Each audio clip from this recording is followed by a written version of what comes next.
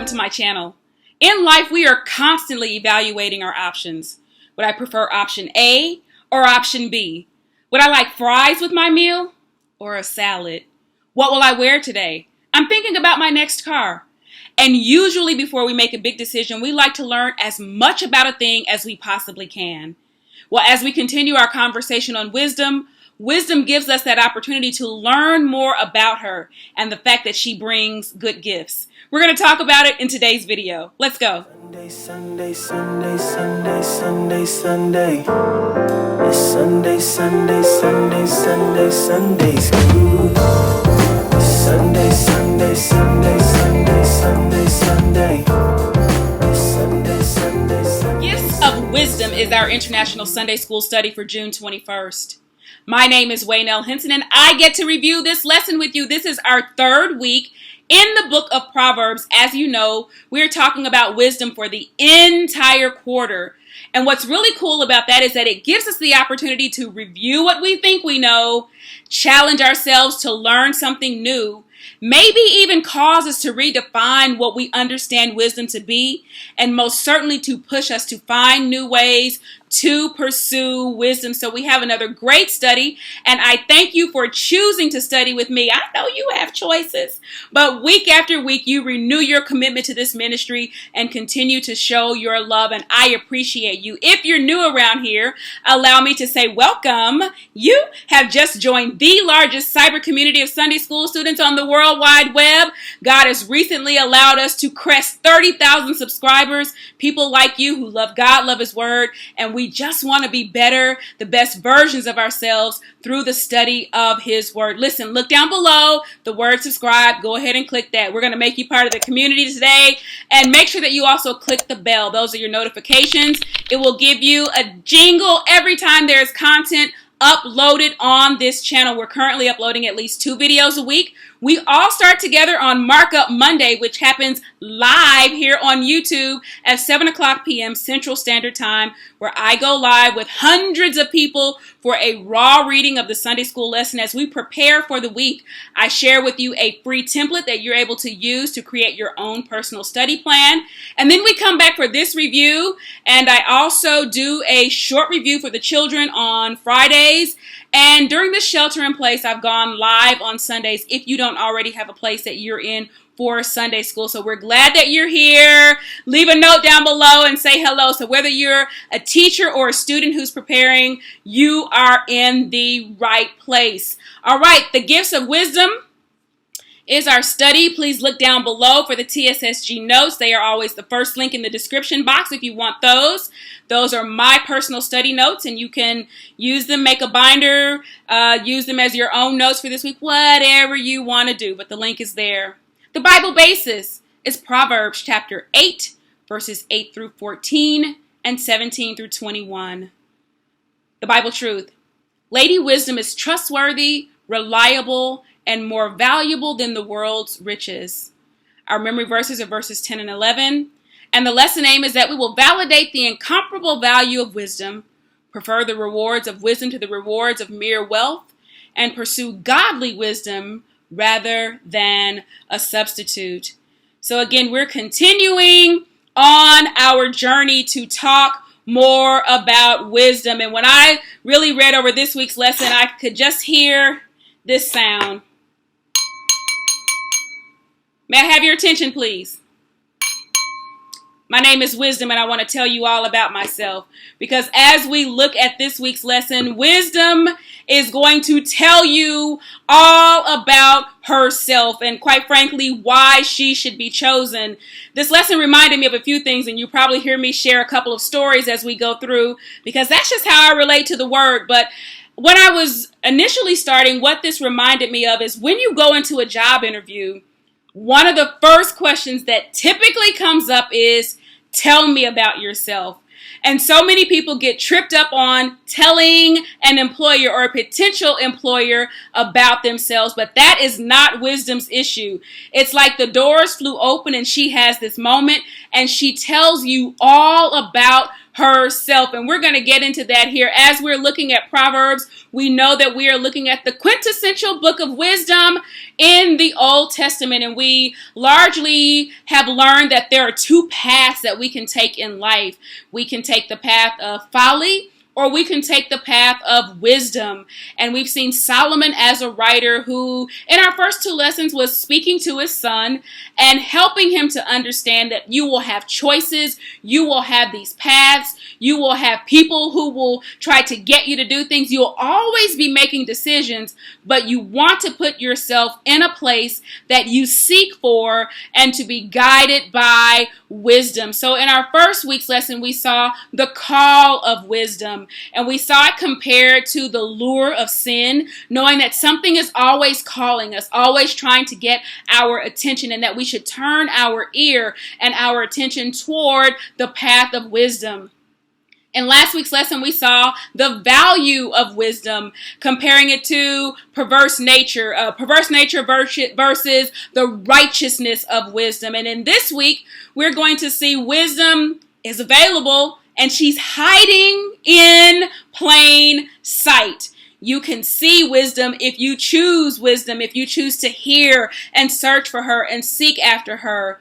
This chapter follows a description in chapter 7, which is about a seductive woman, a woman who moves in secret, a woman who is always trying to seduce the man to do something that he should not do. That is that path of folly.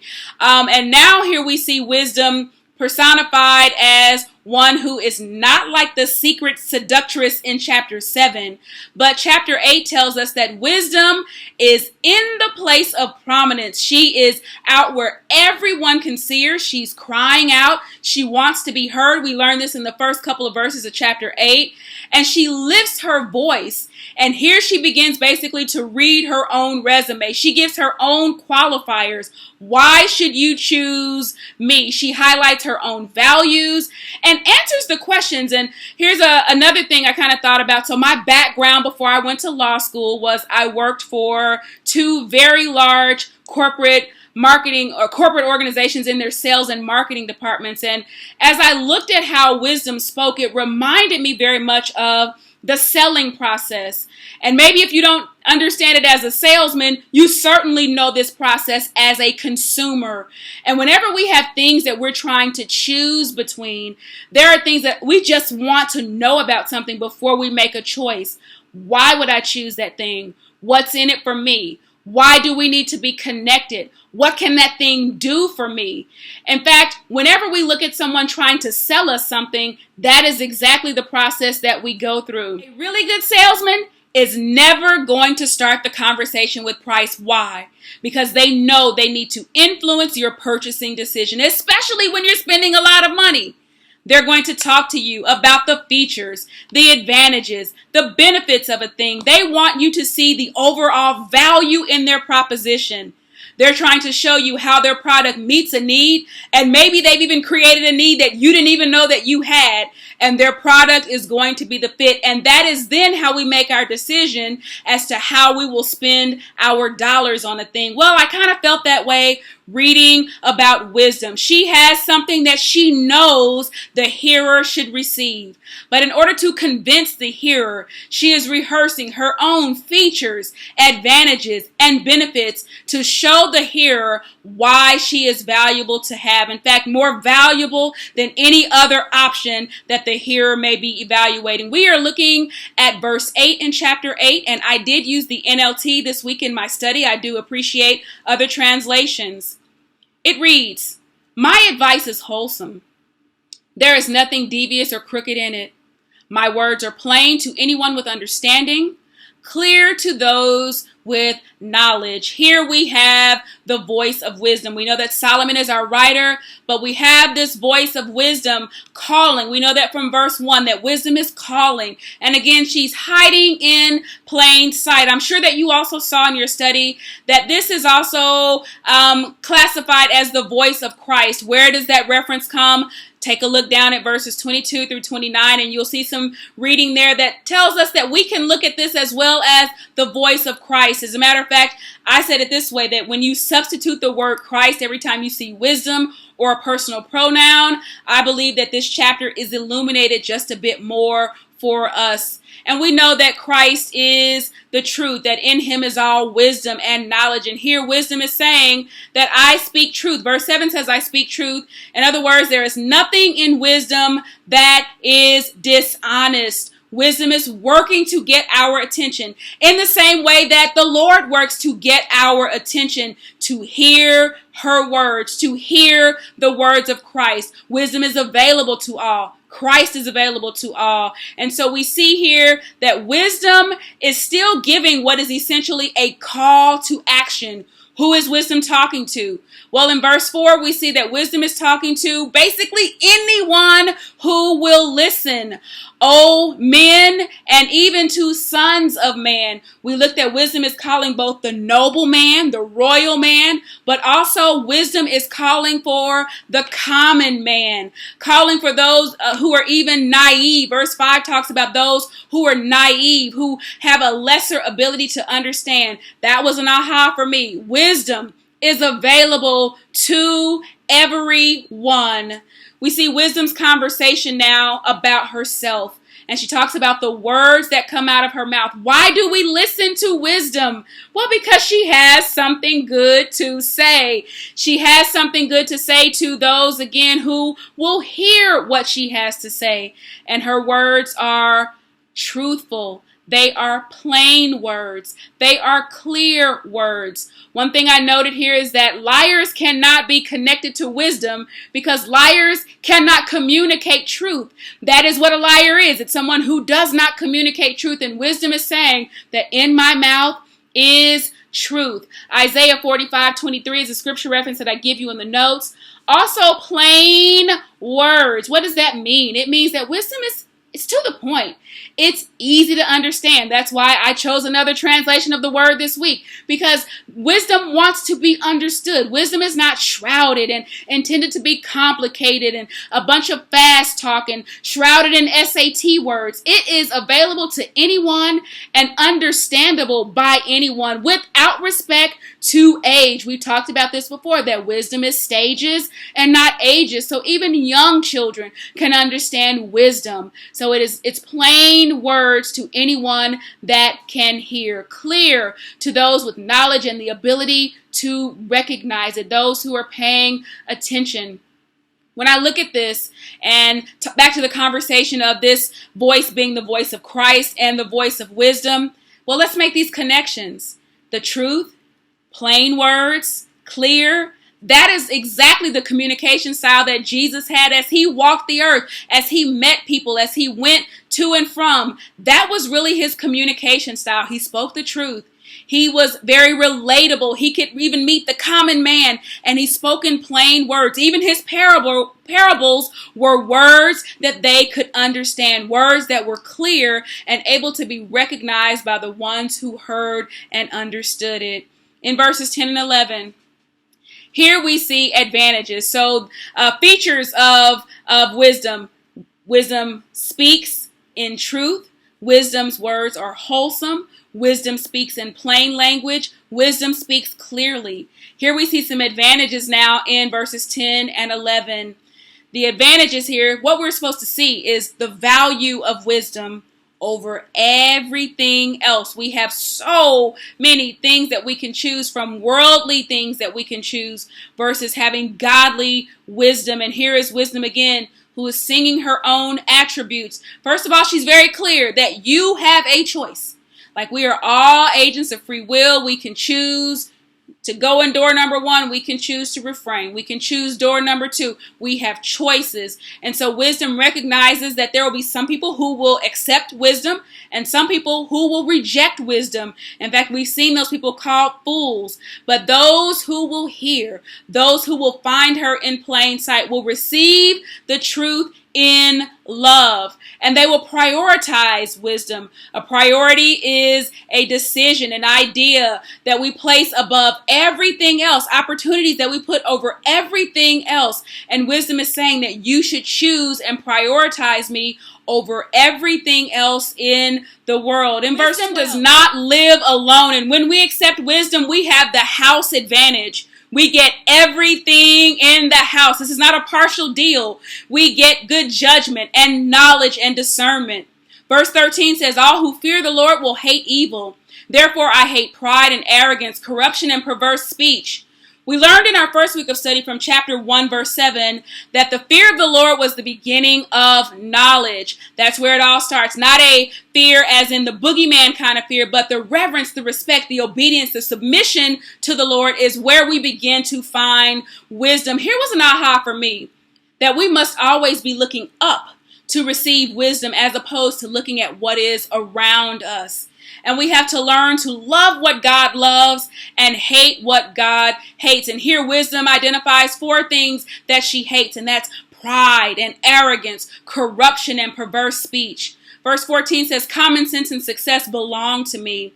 Insight and strength are mine. Again, wisdom owns or has possessory rights in these 4 things: common sense, success, insight, and strength. So again, this is a complete package deal. You know, sometimes you'll look at something that you're intending to buy and you see a very finished product and you're like, that's the one I want.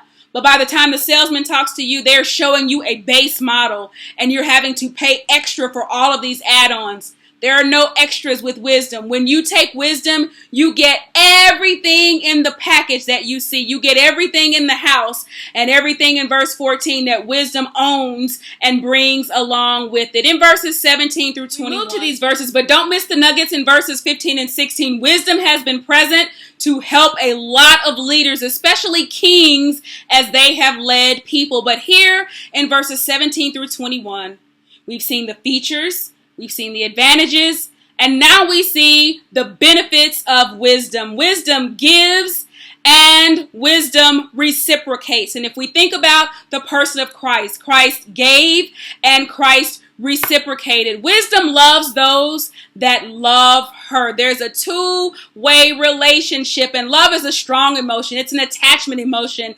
And again, the reciprocal love for those who love her. How do you know that you love wisdom?